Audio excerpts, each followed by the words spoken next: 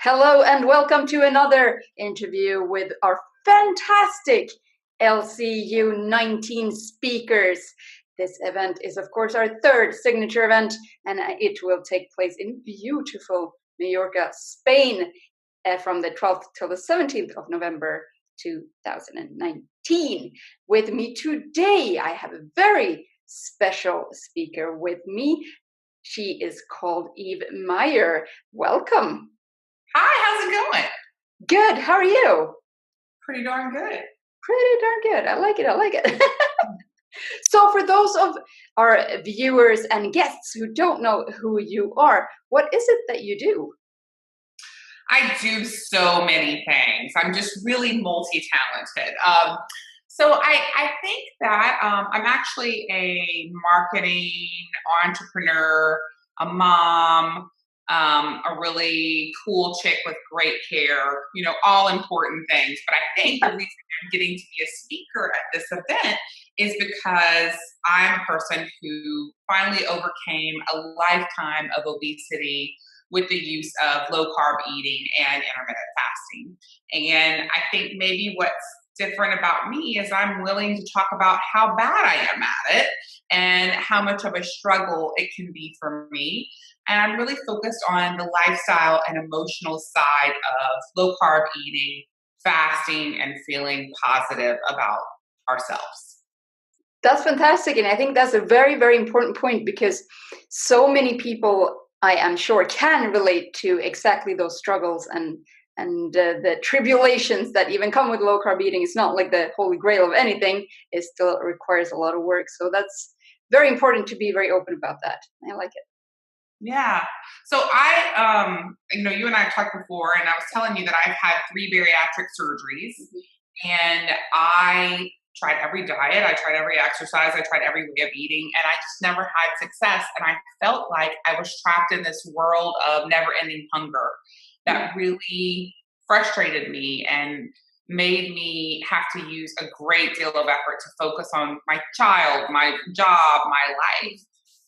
And through low carb eating, honestly, on accident, it was the first time I ever felt reduced hunger.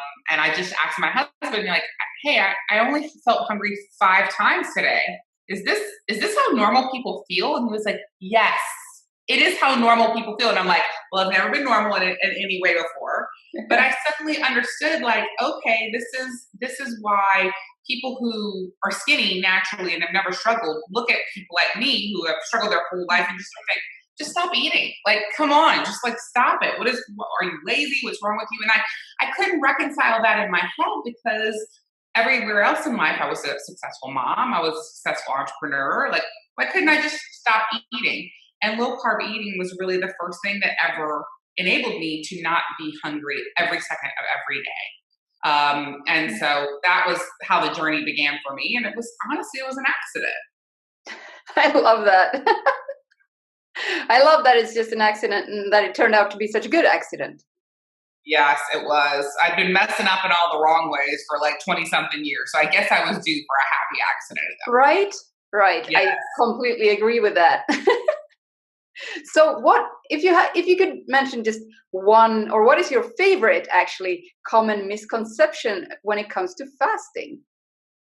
Oh, to fasting. So I began down the journey of fasting. I'm from South Louisiana. And in South Louisiana, we don't skip meals. Like, eating is sport. It is an activity. It is life. It is a social event. It is a sport. I really still in my life now struggle to have social activities that don't include eating. It's just very bizarre. So when I read, it was suggested to me to read Dr. Jason Fung's book, The Obesity Code, and I read it, and this guy saying, low carb eating, whole foods, and intermittent fasting. And I'm like, intermittent fasting, like skip a meal? You're crazy, right? Like, I thought this is crazy. So I basically got mad and I didn't eat for 36 hours. And I didn't die, which was shocking to me. And I felt great. And then I was pissed off. I was so pissed off that this worked. And so I think the common misconception, one for me, is as a food addict, as someone who struggled with binge eating disorder, as someone who had been overweight her whole life and could never imagine herself skipping a meal, much less a day of eating. It is not true that it's not necessarily true that that you're incapable of fasting. You may be able to do this. The person you would least expect would be able to do this, me, who has failed time and time again.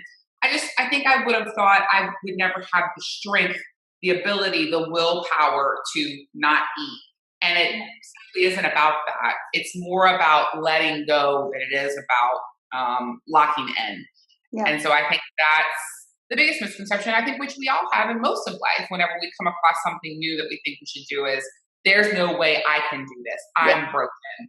I'm more broken than everyone else. And the truth is, I wasn't broken, and most people aren't completely broken. But after a lifetime of trying to fix it with medicine and doctors and surgeries, I really thought that I was special and broken. And yes, I'm special, but not broken. Yeah, not in that way, at least. Yeah. And that's a huge revelation when one realizes that how extraordinarily normal one is. Yes, very sad, right? Very sad. Wagging tail back there. I see the wagging tail. Trying to get me to play with the ball. There you go. Hey, Holly, what's up? So, what are your expectations for LCU19? Dude, I have no idea. I just know you and your partner are very cool. I know that Megan Ramos has spoken at your events before, and Jason and Megan were the people who introduced me to you guys, and I'm, huge, massive fans of them and of the idmprogram.com. But I've checked out your events, and they seem really cool. So, which is why, I reached out to you guys to see if I could be a part of it. But I've been to Europe a lot, but I've only been to Spain once. And so the fact that it's in Mallorca sounds very cool because I've never been there. And my husband has promised to do a lot of fasting leading up to it and to try and get a 4-pack. He's not going to shoot for a 6-pack. He doesn't want to be unrealistic because, we're in our mid-40s. But he's going to, really go for that trophy husband body. So I'm looking forward to that. I cannot wait. Right? And we'll just, on cue, you'll have to ask him to show you his abs and he'll be required to do that. So I'm looking forward to that. But I'm really looking forward to learning from other people about how they found low carb, why they did low carb, how did it affect their health, how did it affect their mind, how did they overcome the doubts inside their head, how did they rebuild a life that, made their health more important. So I'm looking to come and speak and to open up about my experience, which I'm about a year and a half into. But I really want to hear from other people. I want to meet people. I want to eat really good food. I'm always motivated by that. And the fact that the food is going to be low carb and I don't have to freaking make the decision to be don't bring the bread to the table. That sounds like heaven to me. Yep. That sounds about right. I'm still a really good eater. So that hasn't gone away. It's true. So, why should people join us in Mallorca? Well, basically because I'm going to be there, so you should come and hang out with me, right? Come show me around. Best reason ever. Right? And so the thing for me is, let's say you have a little extra money or you got money back from your taxes or whatever. I'm a person who speaks a lot about women and women empowerment. And so I just want to say it was a choice for me for many years to decide to make an investment in my health. So many times I would want to say, no, I shouldn't go to this retreat, or I shouldn't take this trip, or I shouldn't do this thing that will help me. I need to do this thing for my parents, or I need to do this thing for my husband, or I need to do this thing for my child. And I think as women, so often we keep pushing our health back. We keep pushing our mental health back.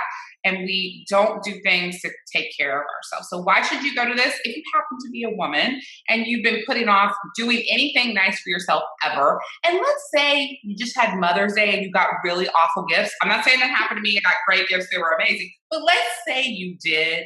Theoretically. Control and do something for yourself.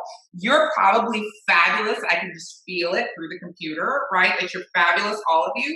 And I just think that we have to sometimes, especially if we have kids or we have best friends or we have whatever, set an example to say, you know what, I'm going to take this time for myself.